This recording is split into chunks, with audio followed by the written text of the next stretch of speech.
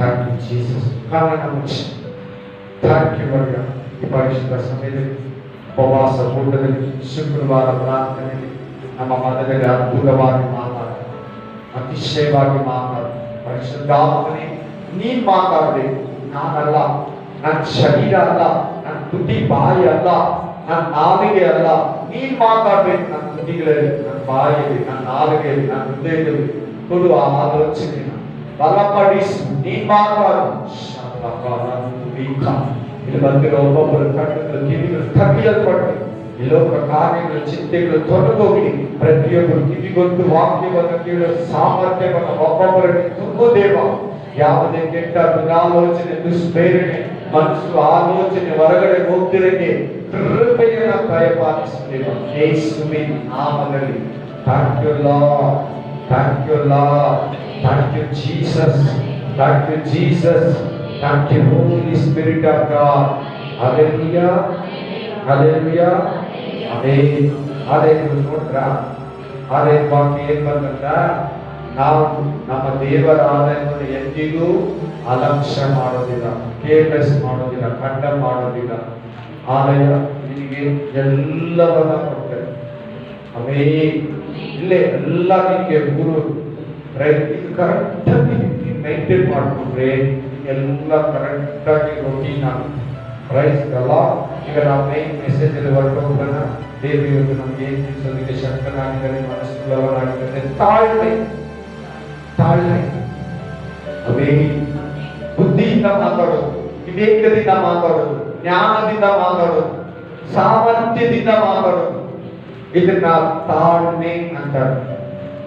ತಾಳ್ಮೆ ತಪ್ಪಬೇಡ, ತಾಳ್ಮೆ ತಪ್ಪಿ ಮಾತಾಡಬೇಡ. ಏನಂದ್ರೆ ಅದು ಮಾತಾಡಬೇಡ, ಎಂತಂದ್ರೆ ಮಾತಾಡಬೇಡ. ಸಮಾಧಾನ ಮಾಡ್ಕೋ, ಯೋಚನೆ ಮಾಡಿ ಮಾತಾಡಂತ ಹೇಳ್ತಾರೆ. ತಾಳಿದವರು ಬಾಳಿಯನ್ನ ಅಂತ ಗಾದೆ ಮಾತು ಕೂಡ ಇದೆ. ತಾಳಿದವರು ಬಾಳಿಯನ್ನ, ತಾಳಿದ್ರೆ ನಾವು ಬಾಳ್ತೀವಿ. ತಾಳ್ಮೆಯಿಂದ ಮಾತಾಡಿದ್ರೆ ಹಿಡಿದು ಕರೆಕ್ಟ್ ಆಗಿ ಉತ್ತರ ಕೊಡ್ತೀವಿ. Praise the Lord. ಮುಖ್ಯವಾಗಿ ತಾಳ್ಮೆಗೆ ಆಪೋಸಿಟ್ ಪದ ಏನು ಅಂತ ನಾವು ತುಗ್ಲಾಡ್ರೆ ಕೋಪ, ಹಲ್ಲೆಲೂಯಾ, ಸಿಟ್ಟು. ಹಲ್ಲೆಲೂಯಾ. ತಾಳ್ಮೆಗೆ ಆಪೋಸಿಟ್ ಪದ ಯಾವುದು? ಸಿಟ್ಟು, ಕೋಪ. Praise the Lord. ಇದು ಯಾರು ಬಿದ್ದಾರೋ ಅವರು ಸಹಿಸಕ್ಕಾಗಲ್ಲ. ಯಾರಿದ್ದಾರೋ ಇಲ್ವೋ ಏನು ನೋಡಲ್ಲ. ಹೆಂಗೆ ಅಂದ್ರೆ ಬಾಯಿ ಬಂದಂಗೆ ಕೈ ತಪ್ಪಾಗ್ತದೆ, ಬಾಯಿ ತಪ್ಪಾಗ್ತದೆ, ಆಲೋಚನೆ ತಪ್ಪಾಗ್ಬಿಡ್ತದೆ, ನಾಲಿಗೆ ತಪ್ಪಾಗ್ತದೆ, ಬಾಯಿ ತಪ್ಪಾಗ್ಬಿಡ್ತದೆ. Praise the Lord. ನೋಡೋಣ ಬೈಬಲ್ ಈ ತಾಳ್ಮೆ ಅನ್ನೋದು ಏನಾದ್ರೂ ನಮಗೆ ಬೋಧಿಸ್ತಾ? ಬೈಬಲಲ್ಲಿ ಎಲ್ಲದಕ್ಕೂ ಆನ್ಸರ್ ಇದೆ, ಪ್ರತಿಯೊಂದಕ್ಕೂ ಆನ್ಸರ್ ಇದೆ ಬೈಬಲ್ ಅಲ್ಲಿ. Praise the Lord. Hallelujah, amen. Praise the Lord. Hallelujah. ಎರಡು ಆರ್ಸಗಳು, 2ನೇ ಅಧ್ಯಾಯ 1ರಿಂದ 12ನೇ ವಚನವರೆಗೂ. 2 ಆರ್ಸಗಳು 2ನೇ ಅಧ್ಯಾಯ 1ರಿಂದ 12. ಯೆಹೋವನೇ ಎಲಿಯನನ್ನು ಸುಳ್ಳುಗಾಳಿಯ ಮುಖಾಂತರ ಪರಲೋಕಕ್ಕೆ ಸೇರಿಸಲು ಸಮಯ ಬಂದಾಗ ಎಲಿಯನು ಎಲೀಷನೊಡನೆ ಗಿಲ್ಗಾಲನ್ನು ಬಿಟ್ಟು ಹೊರಟನು.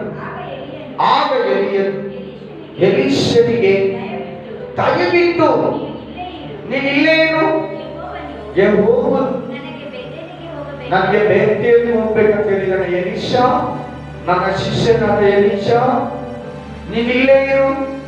ನನ್ನ ದೇವರು ಬೇತೇಲಿಗೆ ಬಾ ಅಂತ ಹೇಳಿದಾನೆ, ನಾನೇ ಹೋಗ್ಬೇಕಂತೆ. ಎಲೀಷನ ಉತ್ತರ ಏನು ನೋಡಿ? ಎಲೀಷನು, ಯೆಹೋವನಾಮೆ, ನಿನ್ನ ಜೀವದಾಣೆ, ನಾನು ನಿನ್ನನ್ನು ಬಿಟ್ಟು ಹೋಗುವುದಿಲ್ಲ ಎಂದು ಉತ್ತರ ಕೊಟ್ಟರು. ಹಾಗೆ ಪಾಸ್ಟರ್ ಓದಿ ಸಿಸ್ಟರ್ ಬೆತೇಲಿಗೆ ಹೋದರು.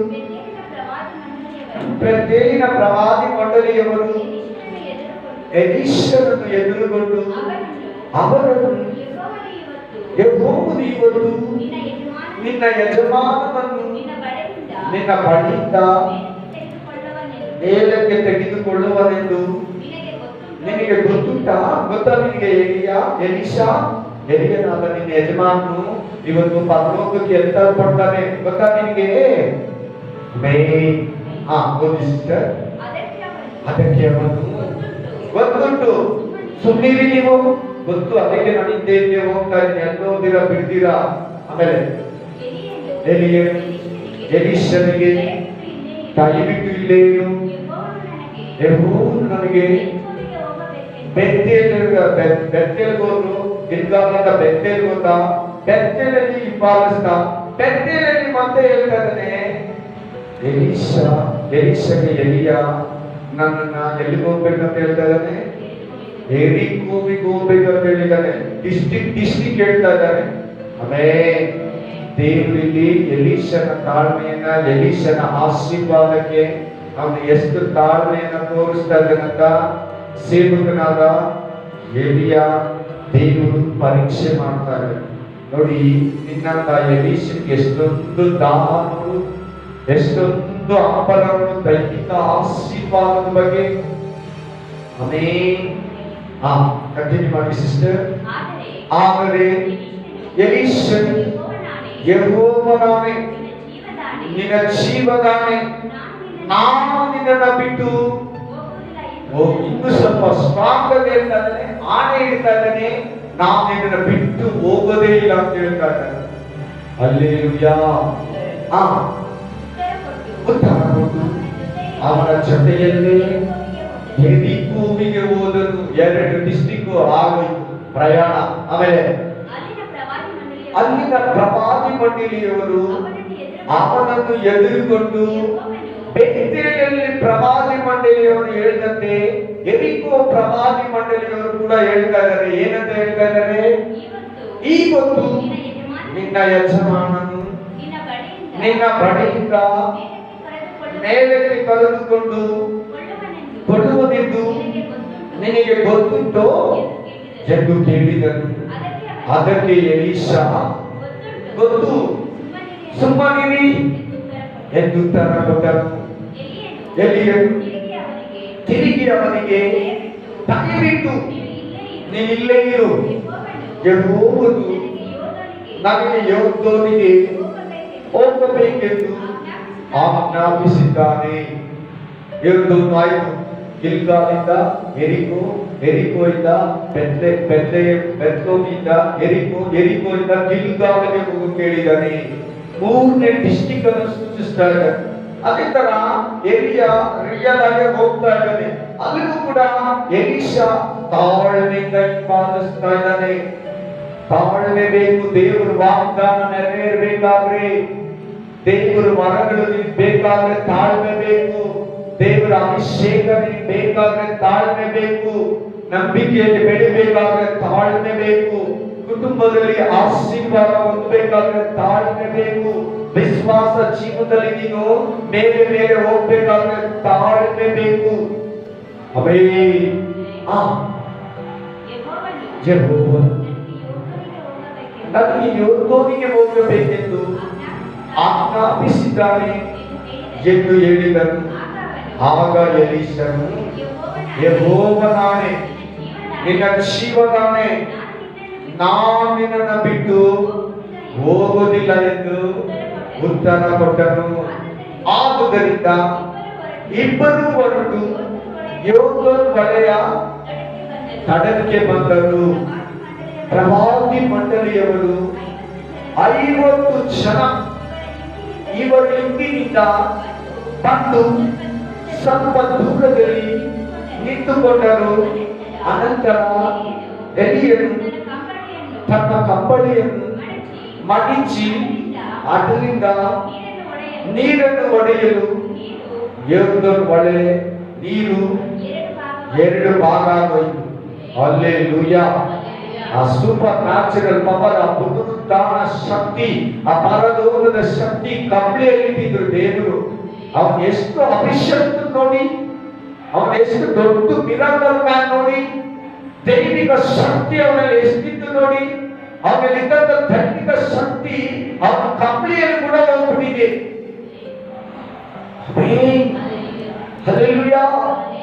Praise the Lord. Hallelujah. ಈಗ ನಿನ್ನ ಕೈಯಲ್ಲಿರೋ ಅಭಿಷೇಕ ಇನ್ನೊಬ್ಬರ ಕೈ ಕೊಟ್ರೆ ಅಭಿಷೇಕ ಅವರೊಳಗಡೆ ಕೂಡ ಇಟ್ಟು ಬಿಡ್ತೈತೆ. ಸಿಸ್ಟರ್ ಅವರು ಆಚೆ ಕಡೆಗೆ ಸೇರಿದ ಮೇಲೆ ಎಲೀಷನನ್ನು ನೀನು ಬಿಟ್ಟು ನಿನ್ನನ್ನು ಬಿಟ್ಟು ಹೋಗುವ ಮೊದಲು ನಾನು ನಿನಗೋಸ್ಕರ ಏನು ಮಾಡಬೇಕೆಂದು ಹೇಳು ಎಂದು ಕೇಳಿದ್ರು. ಇಲ್ಲಿ ನಿಂತ್ಕೊಳ್ಳಿ. ಇದನ್ನ ಗಿಲ್ಗಾಲಲ್ಲೇ ಕೇಳ್ಬೋದಾಗಿತ್ತಲ್ಲ, ಬೆತ್ಲೆಹೇಮಲ್ಲೇ ಕೇಳ್ಬೋದಾಗಿತ್ತಲ್ಲ, ಬೇತೇಲಲ್ಲಿ ಯೆರಿಕೋವಲ್ಲೇ ಕೇಳ್ಬೋದಾಗಿತ್ತಲ್ಲ. ಇವರು ದಾವಿದ್ದಾರೆ, ಇವಾಗ ಇವರು ಹತ್ರ ಬಂದಿದ್ದಾರೆ, ಅಲ್ಲಿ ಕೇಳ್ತಾ ಇದ್ದಾನೆ. Amen, hallelujah. ನೋಡಿ, ಆಶೀರ್ವಾದಕ್ಕೋಸ್ಕರ ಎಲೀಷಾ ಡಿಸ್ಟ್ರಿಕ್ಟ್ ಟು ಡಿಸ್ಟ್ರಿಕ್ಟ್, ಜಿಲ್ಲೆಯಿಂದ ಜಿಲ್ಲೆಗೆ ಪ್ರಯಾಣ ಮಾಡ್ತಾ ಇದ್ದಾರೆ. ಬ್ಯಾಂಗ್ಳೂರಿಂದ ತುಮಕೂರಿಂದ ಮಂಡ್ಯದಿಂದ ಮೈಸೂರು, ಹಿಂಗೆ ತಿರುಗ್ತಾ ಇದ್ದಾರೆ. ಇದು ಒಂದು ದಿನದಲ್ಲಿ ನಡೆದಿರೋದ? ಇವತ್ತಾದ್ರೂ ಗಾಡಿ ಇದೆ, ಫ್ಲೈಟ್ ಇದೆ, ಕಾರ್ ಇದೆ, ಒಂದು ದಿನದಲ್ಲಿ 3 ಡಿಸ್ಟ್ರಿಕ್ಟ್ ತಿರುಗಬಹುದು. Amen, hallelujah. ನೋಡಿ, ಎಲೀಷಾ ತನ್ನ ಆಶೀರ್ವಾದವನ್ನು ಪಡ್ಕೊಳ್ಳೋದಕ್ಕೆ ತಾಳ್ಮೆಯನ್ನು ಉಪಯೋಗಿಸ್ತಾ ಇದ್ದಾರೆ. ಆಮೆನ್. ಓದಿ ಸಿಸ್ಟರ್. ಅದಕ್ಕೆ ಎಲೀಷಾ, ನಿನಗಿರುವ ಆತ್ಮ ಅಭಿಷೇಕ ಬಲ ಇದೆಯಲ್ಲ, 2 ಪಾಲನ್ನ ಅನುಗ್ರಹಿಸು ಎಂದು ಎಲಿಯನ ಹತ್ರ ಎಲೀಷಾ ಮೊರೆ ಇಡ್ತಾ ಇದ್ದಾನೆ. ಎಲೀಯನಿಗೆ ಗೊತ್ತಿದ್ದು, ಈ ನನ್ನ ಸೇವಕನಲ್ಲಿ, ಈ ನನ್ನ ಪ್ರವಾದಿಯಲ್ಲಿ, ಈ ನನ್ನ ಗುರು ಹತ್ರ ನನಗೆ ಬೇಕಾಗಿರೋ ಅಭಿಷೇಕ ಇದೆ. ಇವನಂತೂ ಪರಲೋಕಕ್ಕೆ ಹೊರಟೋಗ್ತಾನೆ. ನಾನೇ ಎಲಿಯನ ಕೆಲಸ, ಮುಂದಿನ ಕಾರ್ಯನ, ಪ್ರವಾದಿ ಕೆಲಸವನ್ನ ನಿರ್ವಹಿಸಬೇಕು ಈ ಇಸ್ರಾಯೇಲ್ ದೇಶದಲ್ಲಿ, ಈ ಸಾಮಾನ್ಯ ಪಟ್ಟಣದಲ್ಲಿ, ಈ 10 ಕುಲಗಳಲ್ಲಿ ನಾವೇ ನಿಭಾಯಿಸಬೇಕು. ಅದಕ್ಕೆ ನನಗೆ ಅಭಿಷೇಕ ಬೇಕು. ಅಭಿಷೇಕ ಇಲ್ಲಂದ್ರೆ ನಾನು ಏನು ಮಾಡಕ್ಕಾಗಲ್ಲ. 2 double portion, double blessing, double ಆಶೀರ್ವಾದವನ್ನ, ಡಬಲ್ ಅಭಿಷೇಕವನ್ನ, 2 ಆತ್ಮ ಬಲವನ್ನ ಕೇಳ್ತಾ ಇದ್ದಾನೆ. ಇದೆಲ್ಲ ಅದರಲ್ಲಿ ಡಬಲ್. Amen, hallelujah. ಅವನಿಗೆ ನೋಡಿ ವಾಗ್ದಾನ ಮಾಡ್ತಾ ಇದ್ದಾನೆ ಎಲಿಯ, ನೀನು ದುರ್ಬಲವಾದನ್ನೇ ಕೇಳಿಕೊಂಡಿದ್ದೀಯಾ, ತುಂಬಾ ಸ್ಟ್ರಾಂಗ್ ಆಗಿರೋದನ್ನ ಕೇಳಿದ್ಯಾ ಎಲೀಷಾ. ಯಾವ ಮನುಷ್ಯ ಕೇಳಿರೋದನ್ನ ಕೇಳಿದ್ಯಾ? ಪರವಾಗಿಲ್ಲ, ನೀನ್ ತುಂಬಾ ದೊಡ್ಡದನ್ನೇ ಕೇಳಿದ್ಯಾ, ಸ್ಟ್ರಾಂಗ್ ಆಗಿರೋದನ್ನೇ ಕೇಳಿದ್ಯಾ, ಬಲವಾಗಿರೋದನ್ನೇ ಕೇಳಿದ್ಯಾ. ನೀನು 2ರಷ್ಟು ಡಬಲ್ ಅಭಿಷೇಕ. ನಮಗಿದ್ದ ಅಭಿಷೇಕದಲ್ಲಿ ಮಳೆನ ತರಿಸಿದೆ, ಮಳೆನ ನಿಲ್ಲಿಸಿದೆ, ಏನೇನೋ ಅದ್ಭುತಗಳನ್ನ ಮಾಡಿದೆ. ಅವನು ಎಲಿಯ ಆಕಾಶದಿಂದ ಬೆಂಕಿಯನ್ನು ತರಿಸ್ತಾ ಪ್ರೇರಣೆ. ಏನು? ಒಂದು ಮನೆಗೆ ಹೋದ, ನನಗೊಂದು ರೊಟ್ಟಿ ಮಾಡಿಕೊಡು ಸಾಕು, ನಿನ್ನ ಎಣ್ಣೆ ಮುಗಿಯೋದಿಲ್ಲ, ನಿನ್ನ ಮಡಿಕೆಲಿರೋ ಶಕ್ತಿ ಇರೋದಿಲ್ಲ, ಒಂಚೂರು ಒಂದಿಷ್ಟು ರೊಟ್ಟಿ ಮಾಡ್ಕೊಡು ಸಾಕು. ಎಲಿಯ ಹೇಳ್ದಂಗೆ ಆ ಎಣ್ಣೆ ಆ ಸಿಟ್ಟು ಮುಗಿದೇ ಇಲ್ಲ. Hallelujah, hallelujah. ಮಗು ಇದ್ದವರಿಗೆ ಪ್ರೇಯರ್ ಮಾಡ್ದ, ಮಗು ಬಂತು. ಸತ್ತಿರೋ ಮಗುವನ್ನ ಎಬ್ಬರಿಸ್ತಾ ಎಲಿಯ. ದೇವ್ರು ಹೇಳ್ತಾ ಇದ್ದಾರೆ, ಎಲಿಯ ಹೇಳ್ತಾ ಇದ್ದಾರೆ ಎಲೀಷನಿಗೆ, ನೀನು ಸ್ಟ್ರಾಂಗ್ ಆಗಿರೋದನ್ನೇ ಕೇಳಿದ್ಯಾ. ಎಷ್ಟು ದಿನಗಳಾಗುತ್ತದೆ ಗೊತ್ತಾ? ಇದಕ್ಕೆ 1 ದಿನ 2 ದಿನದ ಕಾರ್ಯ ಎಲ್ಲ ನೀವು ಓದಿದ್ವಿ. 21ನೇ ವಚನ ಆಗ ಏನ್ ನಡೆಯಿತು ನೋಡಿ. ನೀನ್ ನನ್ನನ್ನ ನೋಡ್ತಾ ಇದ್ರೆ ಆ 2ರಷ್ಟು ಆತ್ಮ ನೀನ್ ಕೇಳಿದಲ್ಲ, ನಿನಗೆ ಸಿಗ್ತೈತೆ ಎಲೀಷಾ. ನನ್ನ ನೋಡ್ತಾ ಇರ್ಬೇಕು. ಆಮೇಲೆ ನೀವು ಯೆರೂಸಲೇಮನ್ನ ಬಿಟ್ಟು ಹೋಗ್ಬೇಡಿ. 12 ಮಂದಿ ಶಿಷ್ಯರಿಗೂ ಅಲ್ಲಿದ್ದಂತ ಸುತ್ತಮುತ್ತಲು ಹಿಂಬಾಲಿಸ್ತಾ ಇದ್ದಂತ 500 ಜನಕ್ಕೆ ಯೇಸು ಕ್ರಿಸ್ತನೇನ್ ಹೇಳಿದ್ದು, ನನ್ನನ್ನ ನೀವು ಹಿಂಬಾಲಿಸ್ರಿ, ಪ್ಲಸ್ ಮೇಲೆ ನೋಡ್ಕೊಳ್ಳಿ, ಪ್ರಾರ್ಥನೆಯಲ್ಲಿ ಅಭಿಷೇಕದ ಬೇಕಂದ್ರೆ, ಪರಿಶುದ್ಧಾತ್ಮನ ವರ ಬೇಕಂದ್ರೆ, ಪರಿಶುದ್ಧಾತ್ಮದಿಂದ ನೀನು ತುಂಬಲ್ಪಡ್ಬೇಕಂದ್ರೆ ಮೇಲ್ಗಡೆ ನೋಡ್ಬೇಕು. ಮೇಲ್ಗಡೆ ನೋಡ್ತಾ ಇದ್ರೆ, ನೀನ್ ಪ್ರೇಯರ್ ಮಾಡ್ತಾ ಇದ್ರೆ ನಿನ್ಗೆ ಅಭಿಷೇಕ ಬರ್ತದೆ. ನೋಡಿ, ನೋಡ್ತಾ ಇದ್ದಾಗ ಬರ್ತೇನೆ ಮಾಸ್ಟರ್ ಓದಿ ಸಿಸ್ಟರ್. ಆದರೂ ನಾವು ನಿನ್ನ ಬಳಿಯಿಂದ ತೆಗೆಯಲ್ಪಡುವಾಗ ನೀನು ಅದನ್ನು ನನ್ನನ್ನು ನೋಡುವುದಾದರೆ ಲೆಫ್ಟ್ ರೈಟ್ ಹಿಂದೆ ಮುಂದೆ ಕೆಳಗೆಲ್ಲ ನೋಡಬಾರ್ದು, ಕೇವಲ ನನ್ನನ್ನು ನೋಡ್ಬೇಕು. ನನ್ನನ್ನೇ ನೋಡ್ತಾ ಇದ್ರೆ ನಿನಗೆ ಅದು ಸಿಗ್ತದೆ. ಓದಿ ಸಿಸ್ಟರ್, ಇಲ್ಲವಾದರೆ ದೊರಕುವುದಿಲ್ಲ. ತಾಳ್ಮೆ ಇದೆ. ಬಹಳ ಜನಕ್ಕೆ ಅಭಿಷೇಕ ಇಲ್ಲ, ಬಹಳ ಜನಕ್ಕೆ ಆಶೀರ್ವಾದ ಇಲ್ಲ, ಬಹಳ ಜನಕ್ಕೆ ಸಮಾಧಾನ ಇಲ್ಲ, ಬಹಳ ಜನಕ್ಕೆ ಆರೋಗ್ಯ ಇಲ್ಲ, ಬಹಳ ಜನಕ್ಕೆ ದೇವರ ಕೃಪೆ ಇಲ್ಲ. ಬೇಕು ಅಂತ ಒದ್ದಾಡ್ತಾ ಇದೆಯಾ, ಬೇಕಂತ ಅನುಭವಿಸ್ತಾ ಇದೆಯಾ, ಬೇಕಂತ ತಪ್ಪಿಸ್ತಾ ಇದೆಯಾ, ದಾಹದಿದೆಯಾ, ಪರಿಶುದ್ಧಾತ್ಮನ ಅಭಿಷೇಕ ಇಲ್ಲ, ಪವಿತ್ರಾತ್ಮನ ಅಭಿಷೇಕ ಇಲ್ಲ, ಅನೇಕ ಆಶೀರ್ವಾದ ಇಲ್ಲ, ದೇವರ ಸಮಾಧಾನ ಇಲ್ಲ, ಆರೋಗ್ಯ ಇಲ್ಲ ಅಂತ ತಪ್ಪಿಸುವಾಗ ನೀನು ನಿನ್ನ ಕೈಗಳನ್ನ, ನಿನ್ನ ಮುಖವನ್ನ, ನಿನ್ನ ಕಣ್ಣುಗಳನ್ನ ಮೇಲೆ ನೋಡ್ಬೇಕು.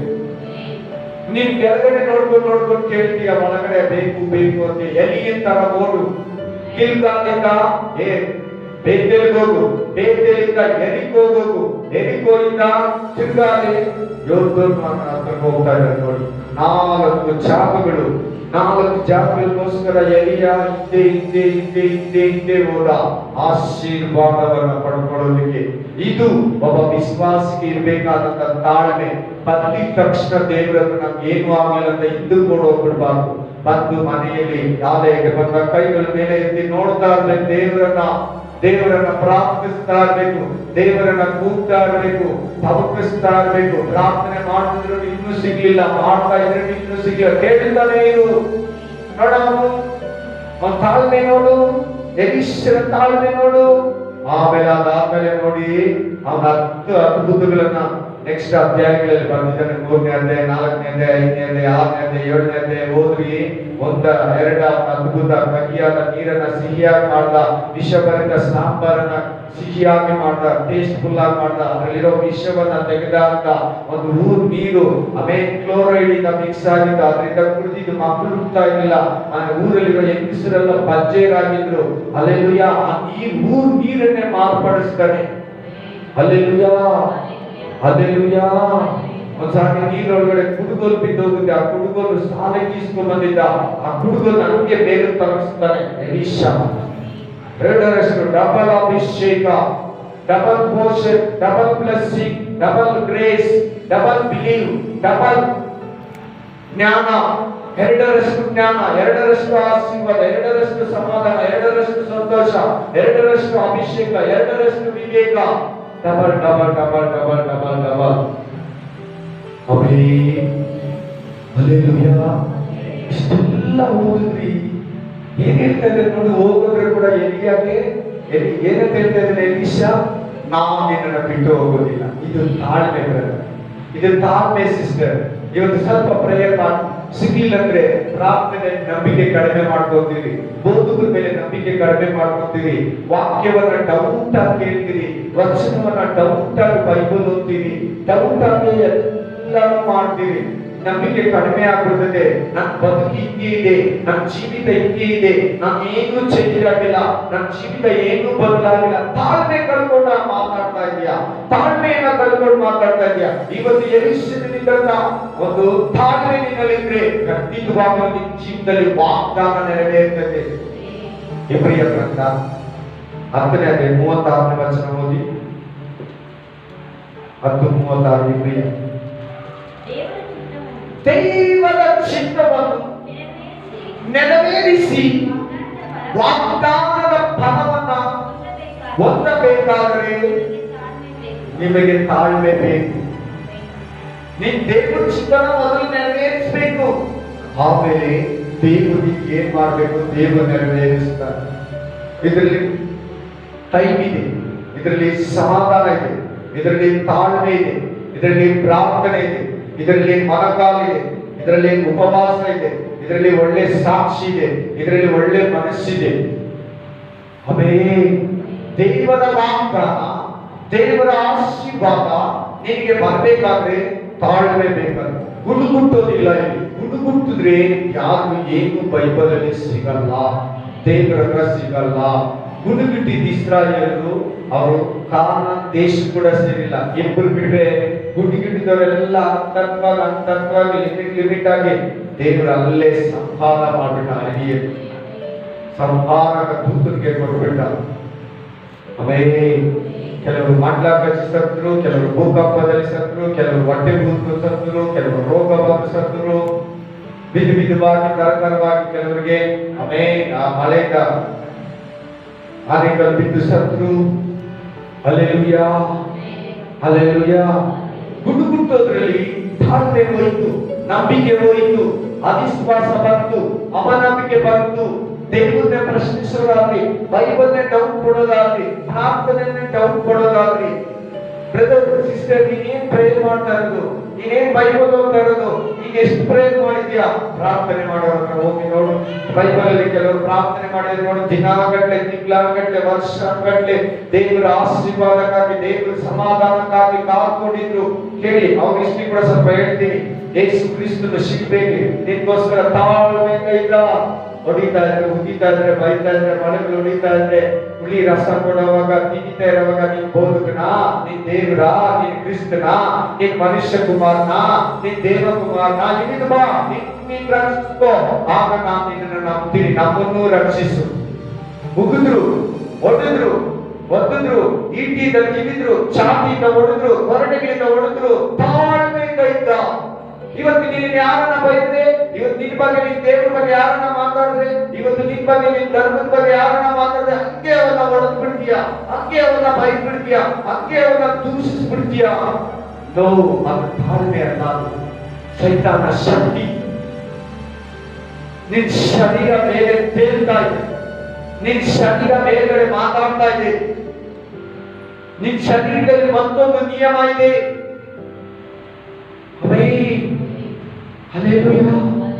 ಒಬ್ಬತ್ತು ಪದಗಳಲ್ಲಿ ಒಂದು ಪದ ಇದೆ. ಏನ್ ಪದ ಹೇಳಿ ಇವತ್ತು ಮೆಸೇಜ್ಗಳು? ನಂಬಿಕೆ, ನಿರೀಕ್ಷೆ, ಕ್ಷಮೆ, ದಮೆ, ದೀರ್ಘ ಶಾಂತಿ, ಸಾಧುತ್ವ, ಅದರಲ್ಲಿ ತಾಳ್ಮೆ ಕೂಡ ಅಡಗಿದೆ. ತಾಳ್ಮೆ ಕೂಡ ಅಡಗಿದೆ. ಆಮೇಲೆ ಯೇಸು ಕ್ರಿಸ್ತನು 33 ವರ್ಷ ಈ ಭೂಮಿಯಲ್ಲಿ, ಸ್ವಲ್ಪ ಕಡಿಮೆ 34 ವರ್ಷ, ಯಾರು ಏನನ್ನಾಗ್ಲಿ ತಂದೆ ಚಿತ್ತನ ಪೂರೈಸಬೇಕಷ್ಟೇ. ಯಾರು ಏನನ್ನಾಗ್ಲಿ ಪ್ರೇಯರ್ ಮಾಡ್ತಾ ಇದ್ದ, ಯಾರು ಏನನ್ನಾಗ್ಲಿ ಸೇವೆನ ಒಂದು ದಿನನೂ ಸ್ಟಾಪ್ ಮಾಡಿಲ್ಲ. ನಾವಾದ್ರೂ ಸ್ವಲ್ಪ ಬೇಜಾರಾಗಿ, ಸ್ವಲ್ಪ ಕಷ್ಟ ಆದ್ರೆ 2 ದಿನ, 1 ದಿನ, 3 ದಿನ ಪ್ರೇಯರ್ ಮಾಡಲ್ಲ. ಬೈಬಲ್ ಬಿಟ್ಬಿಡ್ತೀರಿ, ಪ್ರಾರ್ಥನೆ ಬಿಟ್ಬಿಡ್ತೀರಿ, ಚಿಂತೆಗೆ ಬಿದ್ದೋಗ್ತೀರಿ, ಯೋಚನೆಗೆ ಬಿದ್ದೋಗ್ತೀರಿ, ಮನುಷ್ಯರನ್ನು ಕೊಡ್ತೀರಿ. ಅದಕ್ಕೆ ಪರಿಹಾರ ಹುಡ್ಕೊಳ್ಳೋದಕ್ಕೆ ನಾವೇ ನಮ್ಮ ಒಳಗಡೆ, ನಮ್ಮ ಟೆಕ್ನಿಕಲ್, ನಮ್ಮ ಆಲೋಚನೆ, ನಮ್ಮ ಫ್ರೆಂಡ್ಗಳ, ಸ್ನೇಹಿತರನ್ನ, ಕುಟುಂಬದ ವರ್ಗದವ್ರನ್ನ ಕೇಳ್ತೀವಿ. ನೋ, ಹಾಗಲ್ಲ, ಆ ರೀತಿ ಇರಲ್ಲ. ಯೇಸು ಕ್ರಿಸ್ತ ತಾಳ್ಮೆಯಿಂದ ಪ್ರತಿಯೊಂದನ್ನು ಸಹಿಸಿಕೊಂಡ, ಶಿಷ್ಯನ ಸಹಿಸಿಕೊಂಡ, ಬಂಧುಗಳನ್ನ ಸಹಿಸಿಕೊಂಡ, ಶಿಷ್ಯನ ಸಮಯ ತಗೊಂಡ್ಬಿಟ್ರು. ಯಾಕೆ? ಯೇಸು ಕ್ರಿಸ್ತನ ಫಸ್ಟ್ ಇಂಟ್ರೊಡ್ಯೂಸ್ ಮಾಡಿದ್ರು ಯಾರು? ಶಿಷ್ಯನಿಗಿಂತ ಮುಂಚೆ ಒಬ್ಬರು ಇಂಟ್ರೊಡ್ಯೂಸ್ ಮಾಡಿದ್ರು. ಯೇಸು ಕ್ರಿಸ್ತನ ಬಗ್ಗೆ ಕನ್ವಿನೆನ್ಸ್ ಮಾಡಿದ್ರು. ಯೇಸು ಕ್ರಿಸ್ತನನ್ನ ಘನಪಡಿಸಿದ, ಶಿಷ್ಯರಿಗೆಲ್ಲ ಪರಿಚಯ ಮಾಡಿಕೊಟ್ಟ. ಸ್ಥಾನಿಕನಾದ ಯೋಹಾನ, ಬ್ಯಾಪ್ಟಿಸಂ ಜಾನ್, ಅವನು ಕೂಡ ಸಂಶಯ ಪಡ್ಬಿಟ್ಟ ಯೇಸು ಕ್ರಿಸ್ತನ. ಬರ್ಬೇಕಾಗಿರೋ ನೀನ ಬೇರೊಬ್ಬರು ನಾವು ಎದುರು ನೋಡ್ಬೇಕ. ಇದೇ ಯಜ್ಞದ ಕುರಿಮರಿ ಈತನೇ.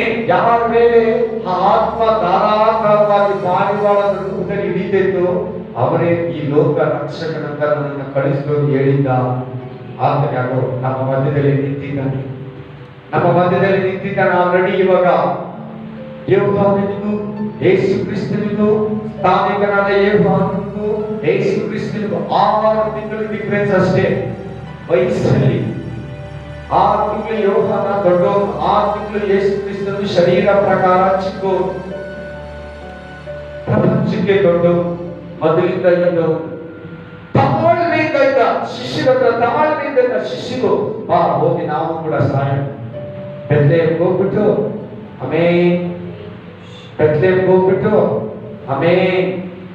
ನಿನ್ ಸ್ಥಳ ಇಲ್ಲ, ನಿನ್ ಮೇಲೆ ಎಲ್ಲಿ ಕೂರಿಸ್ತಾರೆ, ಬಂದ್ಬಿಡ್ಬೇಕು ಬೇಗ, ಬಂದ್ಬಿಡ್ಬೇಕು. ಹಲ್ಲೆಲೂಯಾ.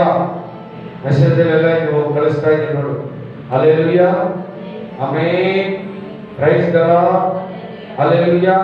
ಶಿಷ್ಯರು ಸ್ವತಃ ಆಚರಣೆ ಬಿಡಿಸುವಾಗ ಬೇತಲ್ಗೆ ಹೋಗುವಾಗ ಅಲ್ಲೋಗಿ ನಾವು ಕೂಡ ಸಹಾಯ ಮನೇಲೆ ಕಲ್ತ್ಕೊಂಡು ನೋಡಿಬೇಕಂತ ಇದ್ರಾಗೇ ತನಕ ಕೂಡ ಹೋಗೋಣ ಅಂತೀಯಾ? ಹೋದ್ರೆ ಕಲ್ಲೊಡಿದ್ರ ಇಲ್ಲಲ್ಲ.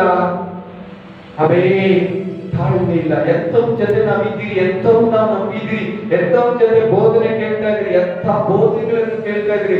ಆ ಒಂದು ಅರಿವು ಇರ್ಲಿಲ್ಲ ಅವರಿಗೆ. ಬರೀ ದೀಕ್ಷಾಸ್ಥಾನ ಮಾತ್ರ ಕರ್ಕೊಂಡಿದ್ರು. ಪರಿಶುದ್ಧಾತ್ಮನ ಅಭಿಷೇಕ ಅವರಿಗೆ ಇರ್ಲಿಲ್ಲ. ಪವಿತ್ರಾತ್ಮನ ಇನ್ನೂ ಬಂದಿರ್ಲಿಲ್ಲ. ಅವ್ರು ನಾರ್ಮಲ್ ವಿಶ್ವಾಸಿಗಳ ತರ ಇದ್ರು. ನೋಡಿ ನೋಡಿ ಪ್ರತಿದಿನ ಯೇಸುವನ್ನ ಸಂಶಯಿಸ್ತಾ ಇದ್ರು. ನಿಮ್ ಜೊತೆ ಬಂದ್ಬಿಟ್ರೆ ನಮ್ಗೆ ಏನ್ ಲಾಭ ಅಂತ ಇದ್ರು. ಅವನ್ನೆಲ್ಲ ಸಹಿಸ್ಕೊಂಡು ಮ್ಯಾನೇಜ್ ಮಾಡ್ತಾ ಇದ್ದ. ಬ್ರದರ್, ಇವತ್ತು ನಿಮ್ಮ ಮನೆ ಸಭೆಯಲ್ಲಿ, ನಿಮ್ಮ ಜೀವನದಲ್ಲಿ, ಸಿಸ್ಟರ್, ನಿಮ್ಮ ಮನೆಯಲ್ಲಿ, ಸಭೆಯಲ್ಲಿ, ಜೀವನದಲ್ಲಿ ಅನೇಕ ವಿಧವಾದ ಶೋಧನೆಗಳು, ಕಷ್ಟಗಳು, ವಿರೋಧಗಳು, ಮಾತುಗಳು, ಕ್ರಿಯೆಗಳು, ಕೃತ್ಯಗಳು ನಿನ್ನಿಗೆ, ನಿನ್ನ ಮನಸ್ಸಿಗೆ ವಿರುದ್ಧವಾಗಿ ಬರ್ತದೆ. ನೀನ್ ಯಾಕೆ ತಾಳ್ಮೆ ಬಿಟ್ಟು ಮಾತಾಡ್ತೀಯಾ, ಕೈ ಎತ್ತೀಯಾ, ಮಾತು ತೆರಿತೀಯಾ? ತಾಳ್ಮೆಯನ್ನು ಸಹಿಸ್ಕೋ, ತಾಳ್ಮೆಯನ್ನು ಕಂಟ್ರೋಲ್ ಮಾಡು, ಕೋಪನ ಕಂಟ್ರೋಲ್ ಮಾಡು. ನೀನೇನೋದನ್ನ ಸಾಯಿಸು, ನಾನೇನೋದನ್ನ ಸಂದ್ರಣೆ. ಅಲ್ಲಿ ತಾಳ್ಮೆ ಬರುತ್ತೆ. Price the lord.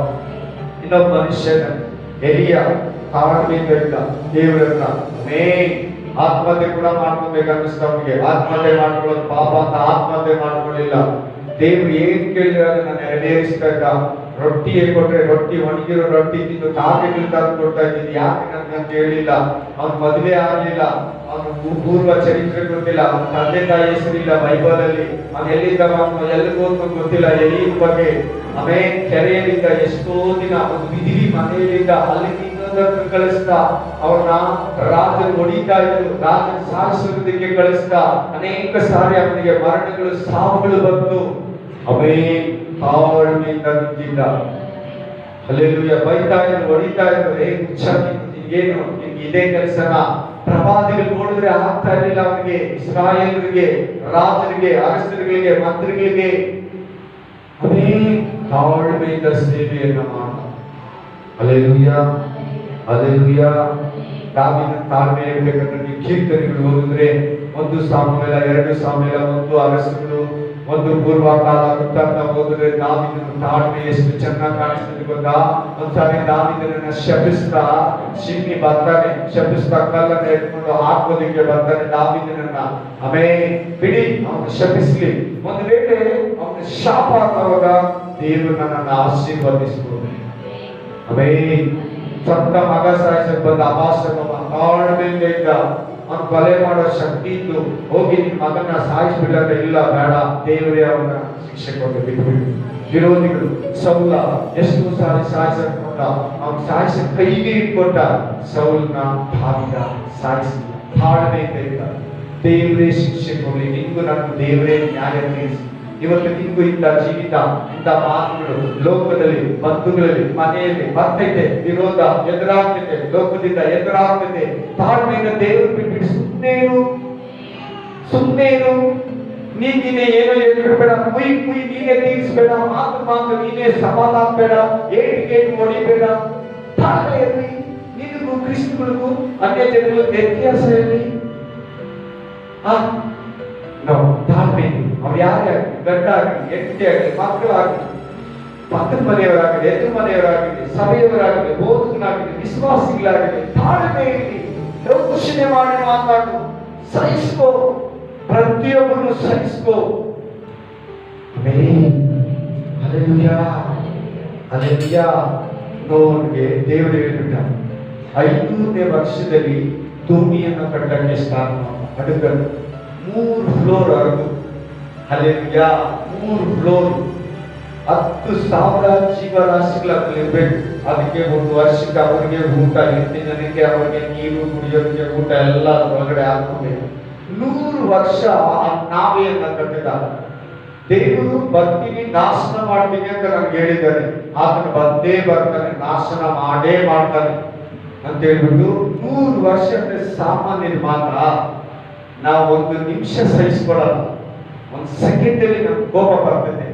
100 ವರ್ಷ ಸುತ್ತಮುತ್ತಲು ಎದುರಿಸ್ತಾ ಇದ್ದಾರೆ, ಅವನ್ನ ಕೇಳಿ ಮಾಡ್ತಾ ಇದ್ದಾರೆ. ದೇವರು ಬರ್ತಾನಂತೆ, ನಮ್ಮನ್ನೆಲ್ಲ ನಾಶನ ಮಾಡ್ಬಿಡ್ತಾನಂತೆ, ಇವ್ರ ಮನೆಯನ್ನ ಸಕಲ ಜೀವರಾಶಿಗಳನ್ನ ಕಾಪಾಡ್ತಾನಂತೆ, ನಮಗೂ ದಿನ ಮಳೆ ಸುರಿಸ್ತಾನಂತೆ, ನ್ಯಾಯ ತೀರಿಸೋದಕ್ಕೆ ಬರ್ತಾನಂತೆ, ಚರ್ಮ ಪ್ರಳಯ ಮಾಡ್ತಾನಂತೆ ಅಂತ ಕೇಕೆ ಆಗಿ ತಮಾಷೆ ಮಾಡಿ ಜೋಕ್ ಮಾಡ್ತಾ ಇದ್ರು, ಕೇಳಿ ಮಾಡ್ತಾ ಇದ್ರು, ಅಪಹಾಸ್ಯ ಮಾಡ್ತಾ ಇದ್ರು. ಅವ್ರಿಗೆ ಸುವಾರ್ತೆ ಹೇಳ್ತಾರೆ, ಅವ್ರನ್ನ ತಾಳ್ಮೆಯಿಂದ ಸಹಿಸಿಕೊಂಡಾಗ ಬೇಕ್ರ ಗ್ರಂಥದಲ್ಲಿ ಬರೀತಾರೆ, ನೋವು ಬರೀತು ಇದು.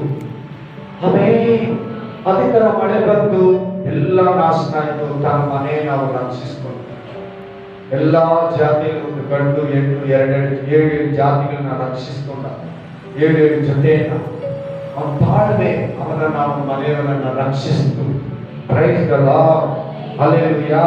ಅಬ್ರಹಾಮ ದೇವರವರನ್ನ 100 ವರ್ಷದಲ್ಲಿ ಅವನಿಗೆ ಮಗು ಕೊಟ್ಟಿದ್ದು, ಆಶೀರ್ವಾದ ಕೊಟ್ಟು 99ನೇ ವರ್ಷದಲ್ಲಿ ಸಾರಳಿಗೆ 90 ವರ್ಷ ಅವಾಗೆ ಮಗು ಕೊಟ್ಟಿದ್ದು. ಅವರಿಬ್ರು ಎಷ್ಟು ತಾಳ್ಮೆಯಿಂದ ಇದ್ರು. ದೇವರನ್ನ ಗುಂಡು ಗುಟ್ಟಿದ್ದೀರಾ, ಬೈತೀರಾ, ಅವರನ್ನ ನಾಚಿಕೆ ಪಡ್ತೀರಾ, ಜನರು ಮಾತಾಡಿರ್ಬೋದು, ಬಂಧುಗಳು ಮಾತಾಡಿರ್ಬೋದು, ಅತ್ತೆ ಮಾತಾಡಿರ್ಬೋದು, ಮಾವ ಮಾತಾಡಿರ್ಬೋದು, ವಿದೇಶಿಗಳು ಮಾತಾಡಿರ್ಬೋದು, ಸ್ನೇಹಿತರು ಮಾತಾಡಿರ್ಬೋದು, ಬಂಧುಗಳು ಮಾತಾಡಿರ್ಬೋದು. ಇವತ್ತು ನಮ್ಮ ಮಕ್ಕಳಿಗೆ ಯಾವಾಗ ಮದುವೆ ಆಗ್ಬಿಟ್ರೆ, ನಮ್ಮ ಮನೆಯವ್ರಾಗಲಂದ್ರೆ ಅವರನ್ನ ಮಾತುಗಳು ನೋಡಿ ನಾವು ಕರೆ ಕಿರಿಕಿರಿ ಮಾತಾಡ್ಕೊಂತೀವಿ. ನಮ್ಮ ಮಗಳಿಗಿಂತ ಚಿಕ್ಕ ಹುಡುಗಿಗೆಲ್ಲ ಮದುವೆ ಆಗಿ ಮಕ್ಕಳಾಗಿ ತಾಳ್ಮೆಯನ್ನ ಕರ್ಕೊಂಡ್ಬಿಡ್ತೀವಿ. ದೇವರನ್ನ ಬಿಟ್ಟು ಮದುವೆ ಮಾಡ್ತೀವಿ, ಶಾಪವನ್ನ ಕರ್ಕೊಂಡ್ಬಿಡ್ತೀವಿ. ಅವ್ರ ಜೀವಿತ ಬೇರೆ, ನಿನ್ ಜೀವಿತ ಬೇರೆ, ಅವ್ರ ಆಲೋಚನೆ ಬೇರೆ, ನಿನ್ನ ಆಲೋಚನೆ ಬೇರೆ, ಅವ್ರ ಮಾರ್ಗ ಬೇರೆ, ನಿನ್ನ ಮಾರ್ಗ ಬೇರೆ. ಹಲ್ಲೆಲೂಯಾ. ಅಬ್ರಹಾಮ ಇಷ್ಟೇ ಹೇಳ್ತಾ ಇದ್ದೆಲ್ಲರೂ, ಈ ಕಲ್ಲುಗಳಲ್ಲಿ ಕೂಡ ದೇವರು ಮಕ್ಕಳನ್ನ ಹುಟ್ಟಿಸ್ತಾನೆ. ಈ ಕಾನಾನ್ ದೇಶವನ್ನು ನಿಂಗೂ ನಿನ್ನ ಸಂತತಿಗೆ ಕೊಡ್ತೀನಿ ಅಂತ ಹೇಳಿದ್ದಾರೆ. ನಾನು ತಾಳ್ಮೆಯಿಂದ ಕಾದಿದ್ದೀನಿ ಅಂತ ಹೇಳಿ 25 ವರ್ಷ ತಾಳ್ಮೆಯಿಂದ ಕಾದ್ಕೊಂಡಿದ್ದೀನಿ. ಮಿನಿಮಮ್ ಒಂದು 23 ವರ್ಷ ದೇವರ ಆಶೀರ್ವಾದಕ್ಕಾಗಿ, ದೇವರ ವಾಗ್ದಾನಕ್ಕಾಗಿ ಕಾದ್ಕೊಂಡು ತಾಳ್ಮೆಯಿಂದ ಇದ್ದ.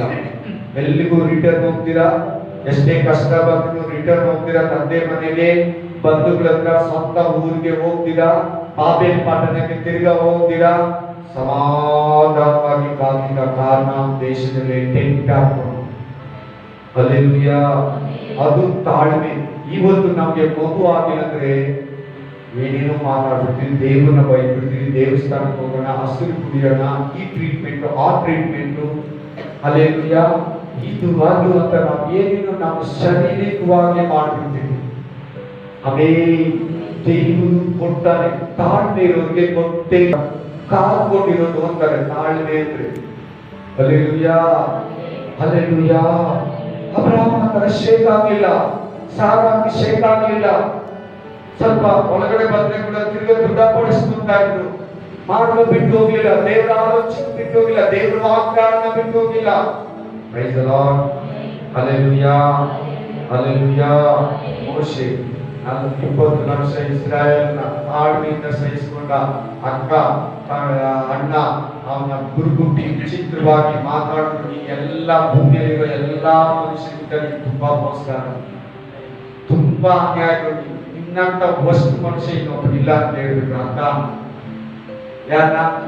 ಮೋಶೆ ಸಹಿಸ್ಕೊಂಡು ಸುಮ್ಮನೆ ಇಲ್ಲ. ಹಲ್ಲೆಲೂಯಾ. ಇಸ್ರಾಯೇಲ್ ಕಲ್ತಕೊಂಡು ಹೊಡೆಯಕ್ಕೆ ಬಂದ್ರು, ಸುಮ್ಮನೆ ಇಲ್ಲ. ಎಷ್ಟೋ ಸಾರಿ ಸಾಯಿಸಲ್ಪಟ್ಟು ಸುಮ್ಮನೆ ಇದ್ದ. ಫರೋಹನ ಹೋಗ್ಬಿಟ್ಟು ಮೋಶೆ ತಲೆ ಎತ್ಕೊಂಬಂತ ಕತ್ತಿನ ಕಳಿಸಿದ್ದ, ಸುಮ್ಮನೆ ಇದ್ದ. ಮಾವನ ಹತ್ರ, ಹೆಂಡತಿ ಹತ್ರ, ಮಕ್ಕಳ ಹತ್ರ ಸುಮ್ಮನೆ ಇದ್ದ. ಬಂಧುಗಳ ಹತ್ರ, ವಿರೋಧಿಗಳ ಹತ್ರ, ಐಗುಪ್ತದವರ ಹತ್ರ ತಾಳ್ಮೆಯಿಂದ ಪ್ರತಿಯೊಂದನ್ನ ಮಾಡ್ದ. ಏನು ಕೋಪ ಮಾಡಿಲ್ಲ, ಏನು ಚಿಲ್ಲಾಗ. ಒಂದೇ ಒಂದ್ಸಾರಿ ಇಸ್ರಾಯೇಲಿನಿಂದ ದೇವರ ಹತ್ರ ಕೆಟ್ಟವನಾಗ್ತದೆ. ಒಂದೇ ಒಂದ್ ಹತ್ರ ಬಂಡೆ ಹೋಗ್ಬಿಟ್ಟು ಅವನಿಗೆ 7 ಒಂದ್ಸಾರಿ ಹೊಡೆದ್ರೆ ಕೋಪದಲ್ಲಿ 2 ಸಾರಿ ಹೊಡೆದ್ಬಿಟ್ಟು. ಅದ್ಭುತ ಏನು ಆಯ್ತು, ಮಿನಿಸ್ಟ್ರಿ ಏನು ಸಕ್ಸಸ್ ಆಯ್ತು, ದೇವರ ಹತ್ರ ಕರೆ ಆಯ್ತು. ಅಲ್ಲೊಂದೇ ಒಂದ್ ಹತ್ರ ಇದು ಮಾಡಿದ್ದ. ಪಾಪ ಅಷ್ಟು ಕಷ್ಟಪಟ್ಟು ಸಮುದ್ರನ ವಿಭಾಗ ಮಾಡಿ, ಅನೇಕರನ್ನ ನಡೆಸಿ, ದೇವರಲ್ಲಿ ಬಲಪಡಿಸಿ, 40 ಸಾರಿ 2 ಸಾರಿ ಉಪವಾಸ ಇದ್ದು ಅವ್ರಿಗೋಸ್ಕರ ದೇವರ ಹತ್ರ ರಿಕ್ವೆಸ್ಟ್ ಮಾಡಿ ವಿಜ್ಞಾಪನೆ ಮಾಡಿದ ಮೋಶೆ ಆ ಕಾನಾನ್ ದೇಶದಲ್ಲಿ ಒಬ್ಬ ವಾಗ್ದಾನ ದೇಶದಲ್ಲಿ ಪ್ರವೇಶಿಸಬಾರದು.